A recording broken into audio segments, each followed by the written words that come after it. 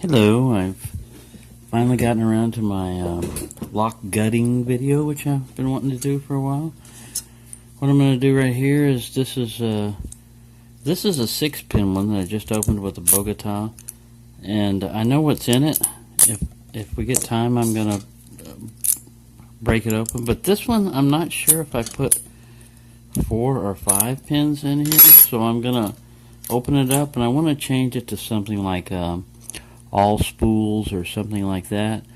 So I'm going to go ahead and try to open it up with a Bogota and see if I can get it with a Bogota. Oh, I dropped my tension wrench. And we're right near the bathroom, so the toilet comes on every once in a while, makes that noise. Its valve is leaky or something, and it fills up every once in a while. There we go. Ooh, quick and easy. Alright, we Bogota'd that open, so I suspect there are not 5 pins in there. Ooh, shiny. I got the light on in the camera, which I just recently figured out how to do. Alright, so we've got this one halfway done. I've got a Huck tool set here. I guess they won't call it Huck anymore. It has the little tweezers. They're not as good as the Sparrow ones, which I don't have yet. But they're like $12 or something. And I don't know what this is for, but you know, it's been cut down. It's like a cut down set. It might be good for extracting a broken key out of a lock. Who knows? I doubt it. Has to be a pretty big lock. But what I want to grab is one of these little guys, which is supposed to hold this when it's undone, the core. So we have to disassemble it. And if you have the key, or if you don't have the key, you just make sure you get where your pins, your follower's going to come back there. I thought there was something that would hold this. Maybe it's this guy. Maybe it's just the core when it's pulled out. I think that's what it is. It's the core. And these are the different followers. I also have the Sparrow's reload kit, which I use because it has the little, it presses the detent on the back of these Schlage locks. This little, you can use a pick tool, like, you know, you can single pin pick this one pin, but this lines up pretty good. And oh, it helps if you've got a key in there to hold this. So let me put that key back into the lock. And you know what, I'm trying a new angle, so I don't even know if what I'm doing is on camera. What have I done here? What have you done now? I don't know, it physically doesn't want to go in that way. That's strange. Well, I don't need it. I'm going to disassemble it anyway. So let me get back to what I was doing. And trying to depress that follower and get these little knurled guys lined up. This is more of a pain in the ass than it is a help, but it works. It helps depress that pin so that you can undo this. Oh, there we go. Now this little pinning mat is pretty cool. I use it for I don't have to have anything elaborate, you know, but there's the little, and there's a little spring for that little detent, and I set the end cap over here. Now, different size followers. You can use these things here as followers, or in this case, since this came with the kit and everything, it's designed to work for these. So let's just push the core out. You want to make sure that your split end is not up like this. I don't know why I'm telling you this, because if you ever go to do this, you're going to make the same mistakes that I did, and Bosnian Bill did, and probably everybody else that's ever worked on a lock. If you can make a mistake on it, see there, a pin just fell out. I'm already making mistakes. Key pins. Oh, see, I've got it turned sideways the wrong way too much. So that's why it was jamming. We got a big fiasco going on in here. So we're just going to pull this whole thing out and let everything fall down. There we go. One big mess, but that's alright. We can fix it. So there you go. As you can see, I had this pin over here and this over here. They look like standard. These are like the key. Let me get the other little. Not very well organized, am I? Let me get my little tweezers and my little shit over here. And we don't care what pin 1 is anymore. This is what will happen if you don't do it right. Because see, this is what that little... Don't drop the pins off there. This is what this little guy right here is supposed to be for. See? That's what it's supposed to do. Keep you from doing... But I did that even before I got it open. Alright, so I did something wrong. That's how to do it wrong. But if you do it right, you turn your... You turn it like that or something. I think I had mine down like this. And when I noticed everything was sailing out the wrong end.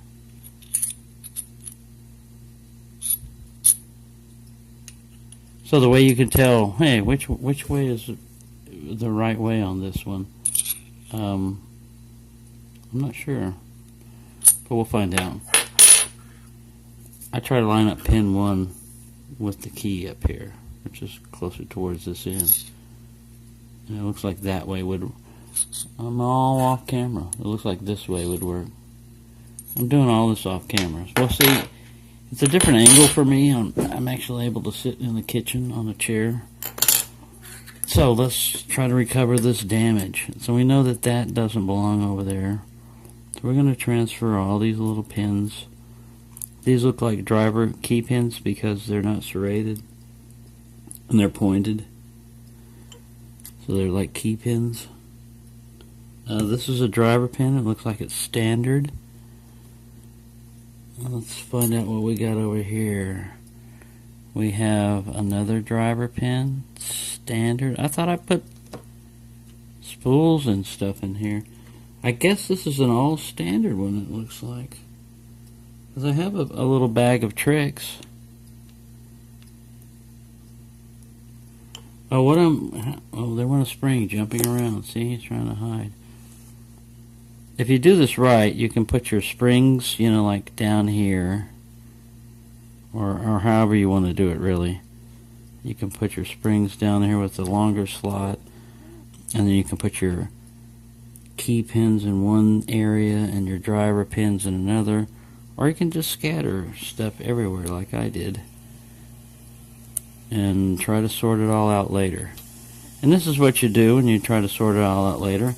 When I'm looking for key pins, I'm looking for the little pointy end like that. I know those are key pins because they're designed to like roll along the key and make everything smooth. Which is different from a driver pin. Get the focus on this thing. There's a driver pin. You'll notice that it is flat on both ends. It's not, and they're usually all of the same length. Alright, okay, so we got all that figured out. And we just sort out the different, you know, when this happens, shit happens, as they say. And you just sort this all out just like this. So I've got 5 pins right here. 5 pins. I should have 5 springs. I'm going to bring this spring over here, even though he doesn't belong over there. That spring over there. And that spring over there.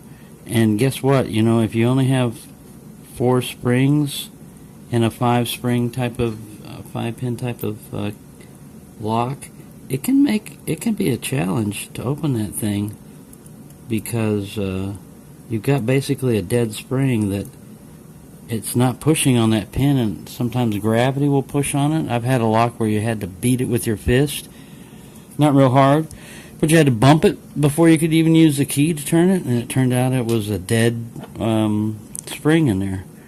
So we've got all this taken out and we're looking at it now. How do we figure out which ones are going to be working for this key that we have right here? Well, this would be the time that you would, if you had a blank, you could try to rekey it if you wanted to, or if you were going to try different cuts. But I put the key in the. You can move out of the way now. We don't need you. So we'll set you over there, and we'll set you over there, so we are somewhat semi-organized. Okay. 9 minutes. Well, it's going to take some time, you know. It's just what happens. All right. So the way I try to figure out these guys I don't know if this is a good enough angle. I'll turn it down like that so you can kind of see it. Right, and get it over there. I'm looking through the camera on this. I take a pin and I put the pointy end down. Sorry, I have to pull it off camera to see. I put the pointy end down, and this is a long one, a long key pin. It looks like the longest one. So if you pull it should go down for the longest cut, which would be like in the middle somewhere. And so we're looking for it to drop in there. Now don't worry if you get the wrong one and the wrong pin in the wrong hole, because you know what? We're not gluing this, we're not welding it. It dropped in, it can drop right back out. Now this is where the better tweezers come in handy. Any tweezers will do. I happen to be using hemostats before.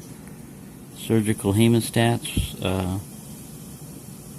I do want to get a Sparrow's pinning kit, because you wouldn't have all this pivoting that I just had, and some of this is I'm trying to work like off camera. Alright, so see how that one dropped in, and it looks pretty flush with the key sitting in there like that. Alright, so that's probably a good match for that one. And you want the stuff to come flush, but you don't want it to go too high, and you don't want it to go too low.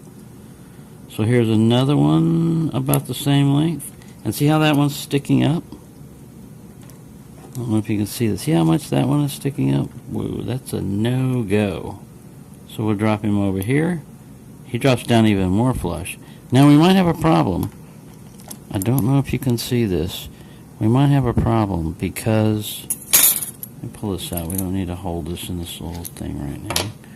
We need to look at that. No, those are both... Whoa, my hat on my head, which I don't even need right now, banged into the camera, and that was the earthquake we just experienced. But these look good.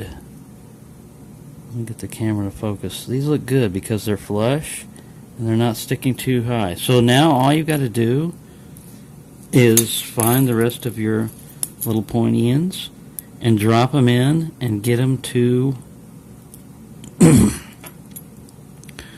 do like that. Remain flush. So use the last pin as the shortest one because it's riding on the end, and 1, 2, 3, 4, 5. We're not always using the 6th pin. In this case, we're just gonna leave it as a 5 pin and drop things everywhere, just to demonstrate how you can drop things. And the last pin is usually the highest one, but not always. We're just gonna go on that assumption. And it went in too deep. I don't know if you can see that. See how deep that thing went in? So I just hold my finger on this, and I turn it upside down, and I drop it out, and I said, okay, that went in too deep. Let's go over, and you don't always need tweezers if you don't have arthritis yet and you're young, and I'm not young, and I don't think I have arthritis yet, but I still have some manual dexterity. And that one also, no, that one looks good with the key pushed in. I hope this is in focus. With the key pushed in like that, it's flush. It's not too deep, so that's also a good match. We only have 2 more to go, and we'll have one of the most difficult part of it done. I'm going to try again on that one. Again is too low, so now you just cover all 3 chambers and you try to drop it out only, which we just did, kind of off camera, but hey, I'm learning. And since it didn't work in the last chamber, I'm going to try the first chamber. Pin 1. Let's shove that little sucker down in there, and that is a good match in pin 1. So that leaves our last guy, pin 5, and pin 5 drops in there. So there you go. All of those are flush with the key pushed in. Alright, so we don't want to bump this because you know it already falls out. You just saw what a hassle I went through to do all that, and it's going to take several decades because this is at 14 minutes. So I'm going to cut this off because I'm going to have to start with the next part. But the next part is we're going to change these up from standard pins, and we're going to put all spools in there with one driver pin being standard, because otherwise it springs around too much. And we'll try to make that standard pin, I believe, the last pin in here. Anyways, let me turn this off. Oh, and I said anyways again. I just said it again. So there you go. That's double penalty for me. To be continued.